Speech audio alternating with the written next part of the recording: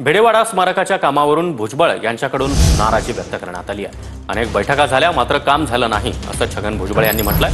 काम होणार नसेल तर आम्हाला आंदोलनाचं पाऊल उचलावं लागेल असा इशारा देखील त्यांनी दिलाय। दरम्यान लवकरात लवकर स्मारकाचं काम पूर्ण करू असं आश्वासन चंद्रकांत पाटील यांनी दिलंय। साठी सुद्धा अजित पवारांनी 200 कोटी रुपये मंजूर म्हणून सांगितले। आता एवढ्या मीटिंग झाल्या अजून एकही काही जागा काही ताब्यात येईनाच।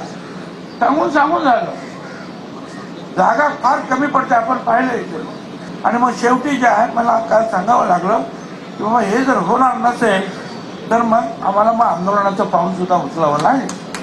सगळ्यात महत्त्वाचा मुद्दा आहे तो फुलेवाड्याचा आहे। हे मान्यच आहे की याला 200 कोटी रुपये शासनाने देऊनही लँड एक्विजिशन भूमी अधिग्रहण लवकर होत नाही।